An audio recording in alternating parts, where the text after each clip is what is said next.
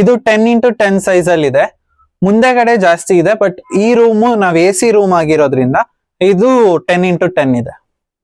ಇದು full thermocol ಇಂದ ಮಾಡಿರೋದು ರೂಮ್ ಸೆಟಪ್ ನ. ನಾರ್ಮಲ್ ಗೋಡೆಗೆ ಥರ್ಮಾಕೋಲ್ ಮೆಚ್ಚಿಸಿ ಸೆಟಪ್ ಮಾಡಿದೀವಿ.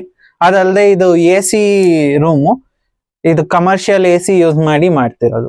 ಲಾಭದಾಯಕ ಅಂದ್ರೆ ಹೌದು ಲಾಭದಾಯಕನೇ, ಬಟ್ ನಾವು ಹ್ಯೂಜ್ ಸೈಜ್ ಅಲ್ಲಿ ಮಾಡ್ಬೇಕು. ಮಿನಿಮಮ್ ಏನಿಲ್ಲ ಅಂದ್ರೆ ನಾವು 2 ಸೈಟ್ ಅಥವಾ 3 ಸೈಟ್ 2ರಿಂದ 4 ಕುಂಟೆ ಒಳಗಡೆ ಇದ್ರೆ ನಮ್ಗೆ ಲಾಭದಾಯಕ ಆಗ್ಬೋದು.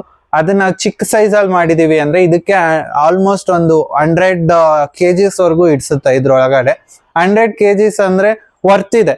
ಬಟ್ 100% ನಾನು ಚಿಕ್ಕ ಸೈಜ್ ಅಲ್ಲಿ ಮಾಡಿದಾಗ ಪ್ರಾಫಿಟ್ ಬರುತ್ತೆ ಅಂತ ಹೇಳಕ್ ಆಗೋದಿಲ್ಲ.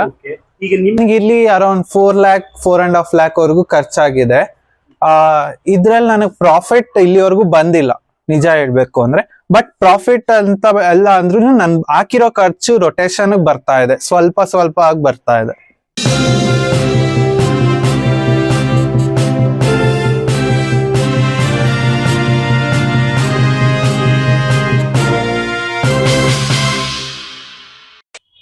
ನಮಸ್ಕಾರ. ತಮ್ಮ ಇಂಟ್ರೊಡಕ್ಷನ್? ನನ್ನ ಹೆಸರು ಪವನ್ ಅಂತ. ನಾನು ಬಹುತಃ ಸಾಫ್ಟ್ವೇರ್ ಇಂಜಿನಿಯರು ಮತ್ತೆ ಆರ್ಟಿಸ್ಟ್ ಕೂಡ. ಇದು ನನ್ನ ಹಾಬಿಯಾಗಿ ಸಾಫ್ರಾನ್ ಫಾರ್ಮಿಂಗ್ ಸ್ಟಾರ್ಟ್ ಮಾಡಿರೋದು. ಆದ್ರೆ ಇದ್ರಲ್ಲಿ ಏನೇನ್ ಕಷ್ಟ ನಷ್ಟಗಳಿರುತ್ತೆ ಅನ್ನೋದು ಕೂಡ ನಾನು ಹೇಳ್ಕೊಂಡು ಹೋಗ್ತೀನಿ. ಬಹಳ ಇಂಪಾರ್ಟೆಂಟ್ ಅಲ್ಲ ಮನುಷ್ಯನ ಜೀವನದಲ್ಲಿ? ಹೌದು. ಅಂದ್ರೆ ಏನೇನಕ್ಕೆ ಅಂದ್ರೆ ಪ್ರೆಗ್ನೆಂಟ್ ವುಮೆನ್ ಆಗಿದ್ರೆ ಅವ್ರಿಗೆ ಬಾಡಿ ಹೀಟ್ ಆಗ್ಲಿ ಅನ್ಬಿಟ್ಟು ಇದನ್ನ ಕೊಡ್ತಾರೆ. ಅಂಡ್ ಅದ್ರಲ್ಲಿರೋ ಪ್ಯೂರ್ ಕಂಟೆಂಟ್ ಏನಿರುತ್ತೆ ಅದು ಮಕ್ಕಳ ಬೆಳವಣಿಗೆಗೆ ಒಳ್ಳೇದು ಅಂತ ಹೇಳ್ತೀವಿ. ಅದರಿಂದ ಅದು ಜಾಸ್ತಿ ಒಳ್ಳೇದು. ಈಗ ಸಾಫ್ರಾನ್ ಫಾರ್ಮಿಂಗ್ ಒಂದು ಫ್ಯಾಷನ್ ಆಗ್ತಾ ಇದೆ, ಸಾಕಷ್ಟು ಜನ ಬೆಳೀತಾ ಇದ್ದಾರೆ. ಕಾಶ್ಮೀರದ ಆಪಲ್ ಕೂಡ ಕರ್ನಾಟಕದಲ್ಲಿ ಬೆಳೀತಾ ಇದ್ರು, ಈಗ ಕಾಶ್ಮೀರದ ಕೇಸರಿ ಕೂಡ ಇಲ್ಲಿ ಬೆಳೀತಾ ಇದ್ದಾರೆ. ಇದರ ಸಾಧಕ ಬಾಧಕಗಳನ್ನು ಒಂದಿಷ್ಟು ವಿವರಿಸಬಹುದಾ? ಅಂದ್ರೆ ಆಪಲ್ ಆದ್ರೆ ನಮ್ಗೆ ಅದು ಲಾಂಗ್ ರೇಂಜ್ ಅಲ್ಲಿ ಬೆಳೆಯೋದು ಅಂಡ್ ದೊಡ್ಡ ಜಾಗ ಇರ್ಬೇಕು. ಇದಕ್ಕೆ ಸ್ಮಾಲ್ ಸ್ಕೇಲ್ ಅಲ್ಲಿ ಬೆಳಿಬಹುದು, ಬಟ್ ಪ್ರಾಫಿಟ್ ಅಷ್ಟು ನಾವು ಗೇನ್ ಮಾಡಕ್ ಆಗಲ್ಲ. ನಮ್ಗೆ almost year on year growth ಇರುತ್ತೆ, ಒನ್ ಟೈಮ್ ಗ್ರೋತ್ ಇರಲ್ಲ. ಅಂಡ್ ವರ್ಷಕ್ಕೆ ಒಂದೇ ಬಾರಿ ಬೆಳೆ. ಅದಾದ್ರೆ ಆಪಲ್ ಆದ್ರೆ ನಾವು ಪ್ಲಾಂಟ್ ಆಗಿರೋದ್ರಿಂದ ನಾವು ಅದನ್ನ ಬಯೋ ಇದ್ರಲ್ಲಿ ನಾವು ಚೇಂಜಸ್ ಮಾಡ್ಬೋದು DNA ನ. ಇದ್ರದ್ದು DNA ನಾವು ಬೇಗ ಚೇಂಜ್ ಮಾಡಕ್ ಆಗಲ್ಲ, ಮಾಡ್ಬೋದು, ಬಟ್ ನಮ್ಮ ಫೆಸಿಲಿಟಿ ಆಲ್ ಓವರ್ ಇಂಡಿಯಾಲಿರೋ ಫೆಸಿಲಿಟಿಯಲ್ಲಿ ಮಾಡಕ್ ಆಗೋದಿಲ್ಲ. ಈಗ ನೀವೊಂದು ಸೆಟಪ್ ಮಾಡಿ ಅದರ ಮೆರಿಟ್ಸ್ ಡಿಮೆರಿಟ್ಸ್ ಎಲ್ಲ ವಿವರಿಸಬಹುದಾ? ಸೆಟಪ್ ಮಾಡಿರೋದನ್ನ ಮಾಡ್ಬೋದು. ಎಲ್ಲಿ ಇರೋದು ನೀವು ಆಕ್ಚುಲಿ? ನಾನಿರೋದು ಸೆಟಪ್ ಮಾಡಿದೀರಾ? ನಾನಿರೋದು ದೊಡ್ಡಬಳ್ಳಾಪುರದಲ್ಲಿ. ನನ್ ರೂಮ್ ಸೆಟಪ್ ಬಂದು 10x10 ಇದೆ. ಅದಲ್ಲದೆ ನಾವು ಔಟ್ ಸೈಡ್ ಕೂಡ ಬೆಳೀತಾ ಇದೀವಿ. ಇದೇನಕ್ಕೆ ಅಂದ್ರೆ ನಾವು ಸಮ್ಮರ್ ಟೈಮ್ ಅಲ್ಲಿ ಗ್ರಾಸ್ ಮಾತ್ರ ಬರೋದು, ಆಗಸ್ಟ್ ಟೈಮ್ ಅಲ್ಲಿ ಮಾತ್ರ ಫ್ಲವರಿಂಗ್ ಬರೋದು.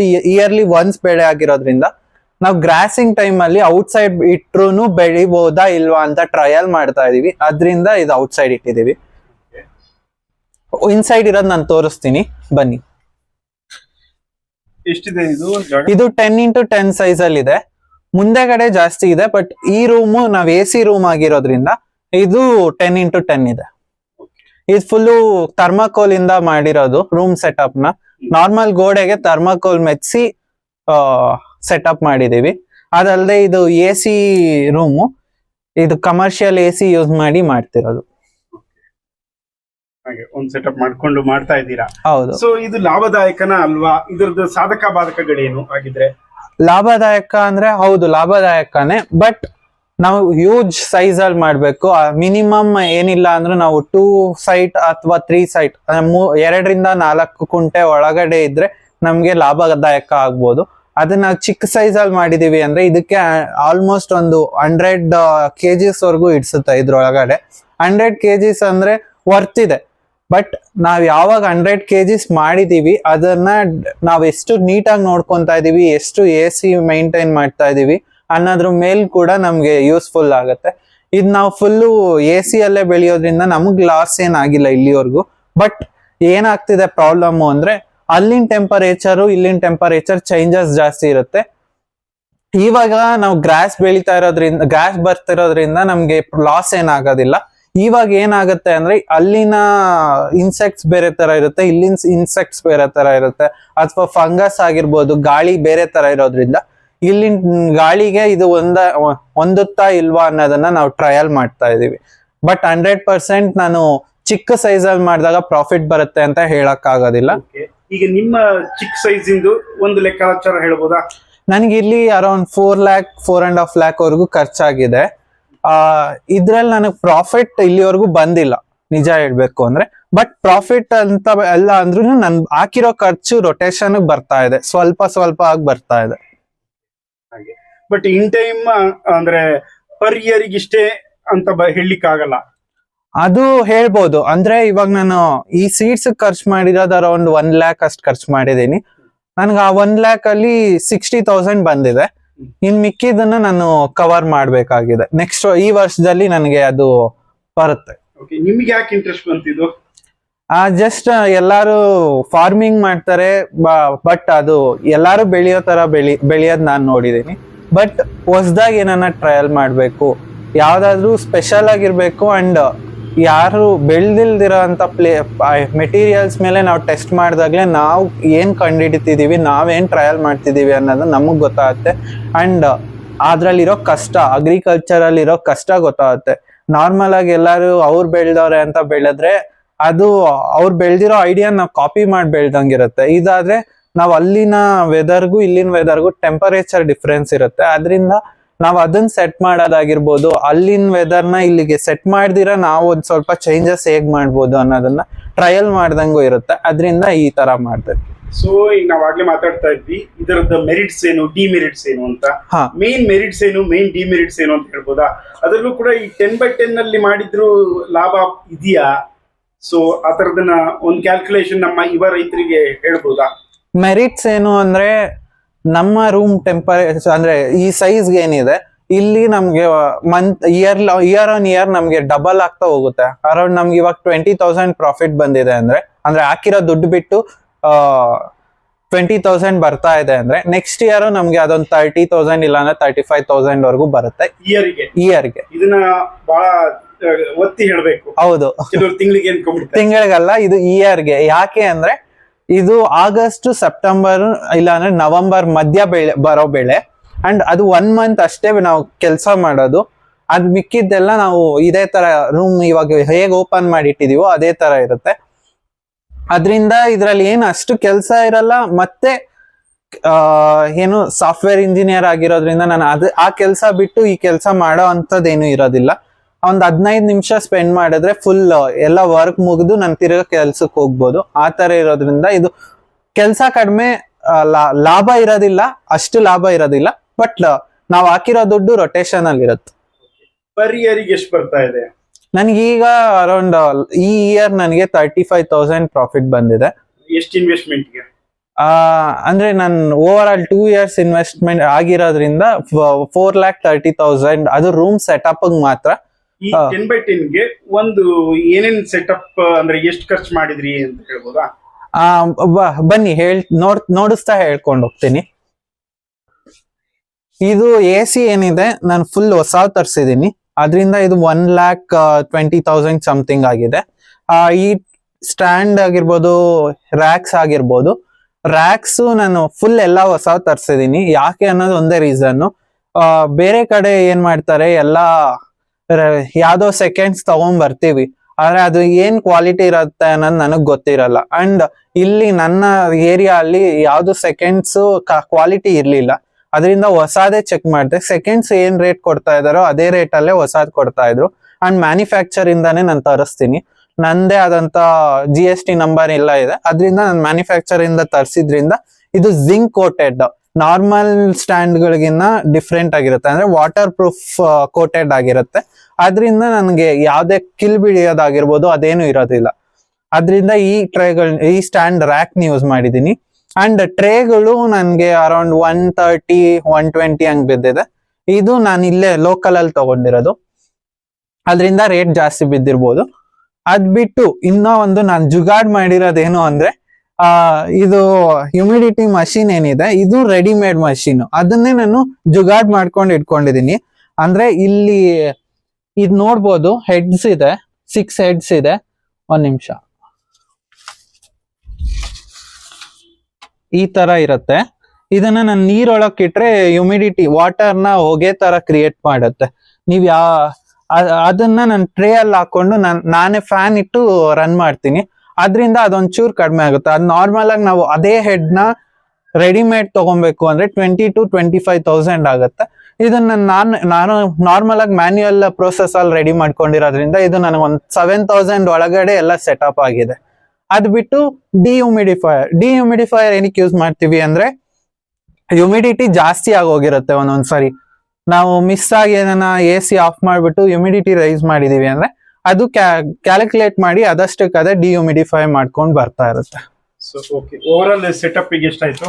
4,30,000 to 40,000 ಆಗಿದೆ. ಓಕೆ, ಎಷ್ಟು ದುಡಿದ್ರಿ ಈಗ 2 ವರ್ಷ? ಇಲ್ಲಿವರೆಗೂ ನಾನು ಅರೌಂಡ್ 80,000 ವರೆಗೂ ದುಡ್ದಿದ್ದೀನಿ. 4 ಲಕ್ಷ ಇನ್ವೆಸ್ಟ್ಮೆಂಟ್ ಗೆ. ಹಾ. ಸೊ ಇದು ಏನು ಸಂಕೇತ? ಇದನ್ನ ಅಂದ್ರೆ ರೈತ ಅರ್ಥ ಮಾಡ್ಕೋಬೇಕು.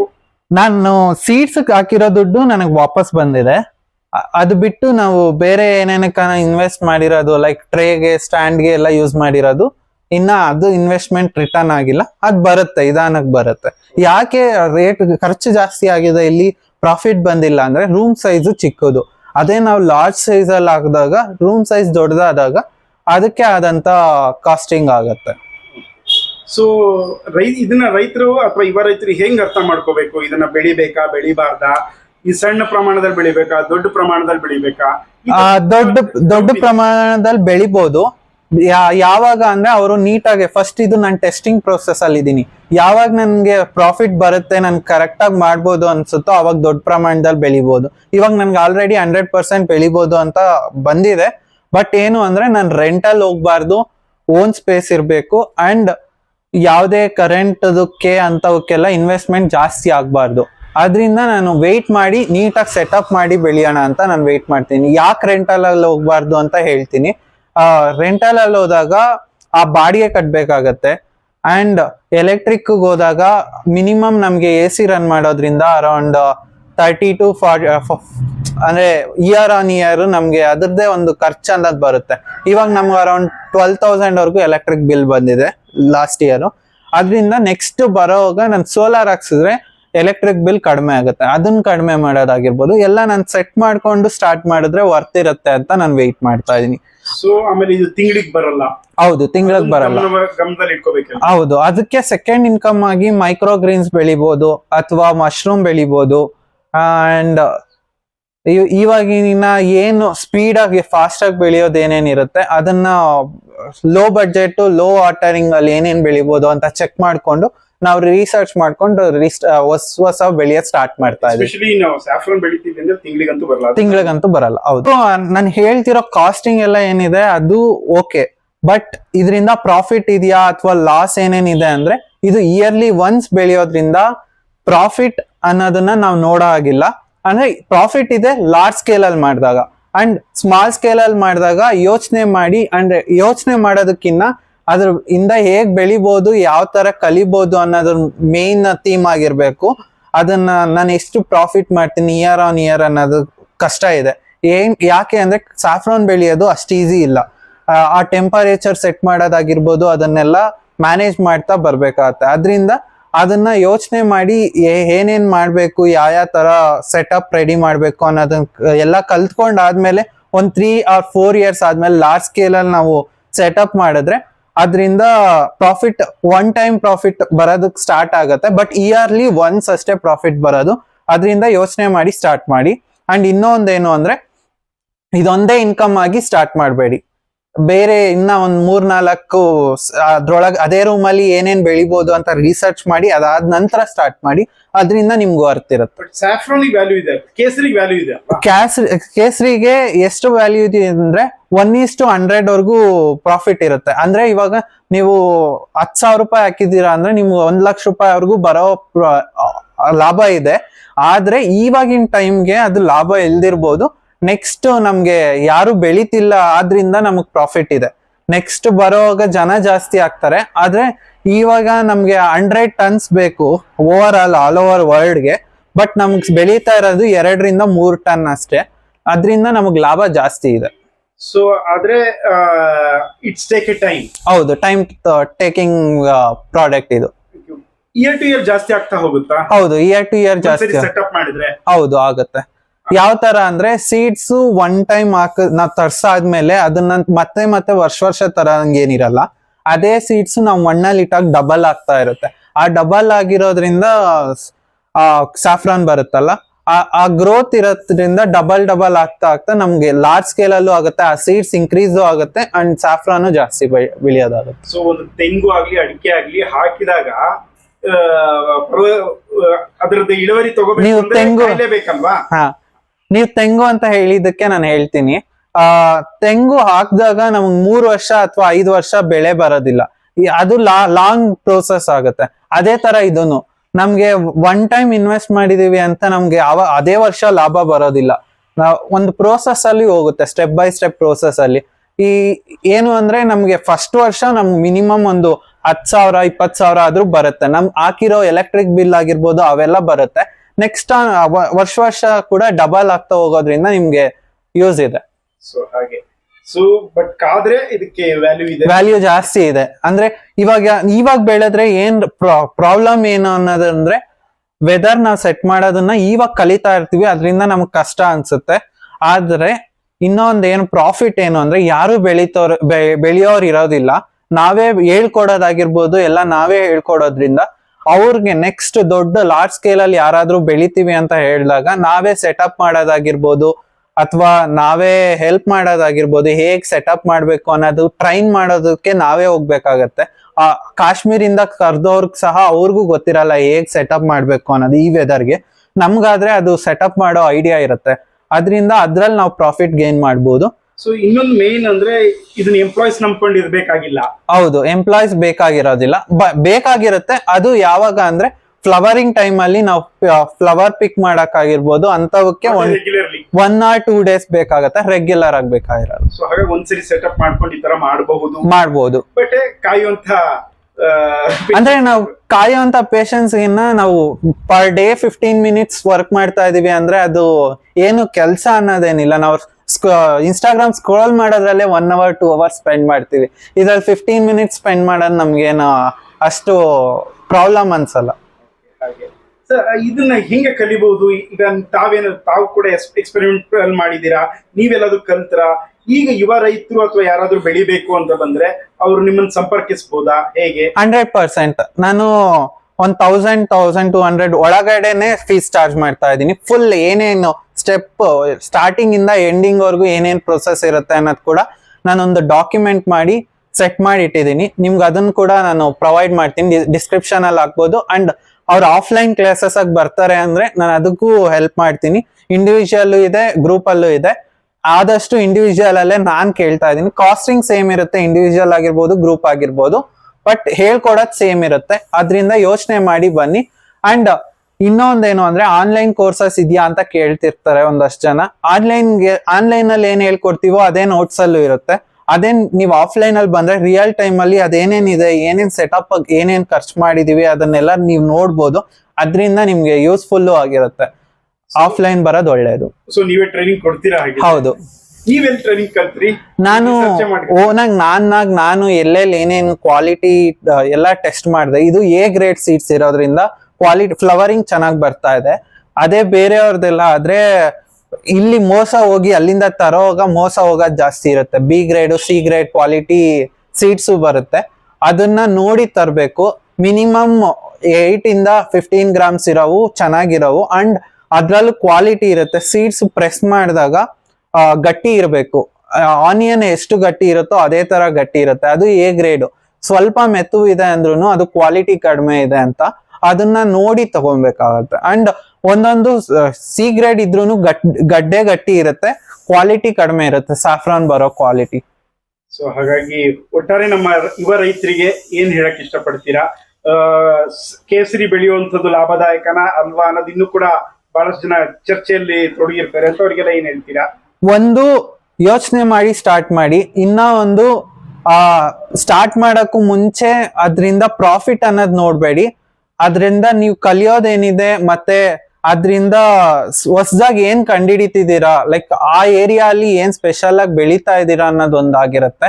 ಅಂಡ್ ಪ್ರಾಫಿಟ್ ಹೋದಾಗ ಪ್ರಾಫಿಟ್ 100% ಮಾಡ್ಬೋದು, ಬಟ್ ಯೋಚನೆ ಮಾಡಿ ಯಾಕಂದ್ರೆ ಲಾರ್ಜ್ ಸ್ಕೇಲ್ ಅಲ್ಲಿ ಹ್ಯೂಜ್ ಇನ್ವೆಸ್ಟ್ಮೆಂಟ್ ಅಲ್ಲಿ ಮಾಡ್ತಿರ್ತೀರಾ, ಅದರಿಂದ ಯೋಚನೆ ಮಾಡಿ ಸ್ಟಾರ್ಟ್ ಮಾಡಿ. ಸೊ ಮಾಡಕ್ಕಿಂತ ಮುಂಚೆ ಕೆಲವು ಕಡೆ ವಿಸಿಟ್ ಕೊಟ್ಟು ಮಾಡಿ. ಹೌದು, ಅಂಡ್ ಯೂಟ್ಯೂಬ್ ಅಲ್ಲಿ ನೋಡಿ ಮಾಡಬೇಡಿ. ಇದು ಸಖತ್ತು ಸೆನ್ಸಿಟಿವ್ ಸೀಡ್ಸ್ ಆಗಿರೋದ್ರಿಂದ, ಅಂದ್ರೆ ನಾವು ಯಾವ್ದೇ ಕೆಮಿಕಲ್ ಯೂಸ್ ಮಾಡಂಗಿಲ್ಲ. ಕೆಮಿಕಲ್ ಇನ್ಫಾರ್ಮೇಶನ್ ತಗೊಳ್ಳಿ ಯೂಟ್ಯೂಬ್ ಅಲ್ಲಿ ಅಷ್ಟೇ. ಶೋರ್ ಬೇಸಿಕ್ ಇನ್ಫಾರ್ಮೇಶನ್ ತಗೊಳ್ಳಿ. 100% ನಾನು ಯೂಟ್ಯೂಬ್ ಯೂಸ್ ಮಾಡ್ಲೇಬೇಡಿ ಅಂತ ಹೇಳ್ತಿಲ್ಲ, ಮಾಡಿ.